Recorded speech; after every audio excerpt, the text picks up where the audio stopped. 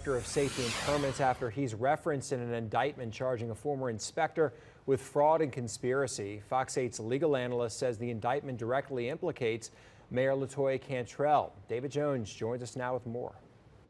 Lee, Zach Smith was demoted in March 2020, but now he says he believes the city's chief administrative officer, also referenced in this indictment, should be held to account for actions he says sabotaged the Department of Safety and Permits. Smith was referenced in a federal indictment unsealed last Friday, charging former inspector and businessman Randy Farrell with 25 counts of fraud and conspiracy. Farrell is accused of conspiring to offer bribes to the mayor and her second in command, Gilbert Montano. Both received football tickets, which prosecutors say came from Farrell through businessman one, who sources tell Fox 8 is close Cantrell ally Fouad Zitan. The indictment says Farrell and Zitan pressured Cantrell to remove a top official in safety and permits who became suspicious of Farrell's dealings with City Hall. Smith says he believes he was demoted because he also raised the red flag about illicit permitting activity.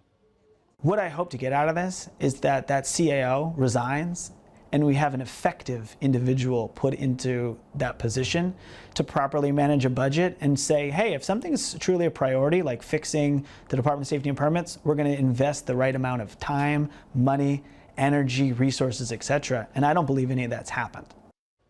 The city sent out a response just minutes ago saying the administration firmly stands behind Montano and appreciates his service. Now, important to note here, both Cantrell and Montano have not been criminally charged in relation to any of this. Stay with us. We'll have more on this story coming up tonight on Fox 8 News at 9 and 10 o'clock. Meg.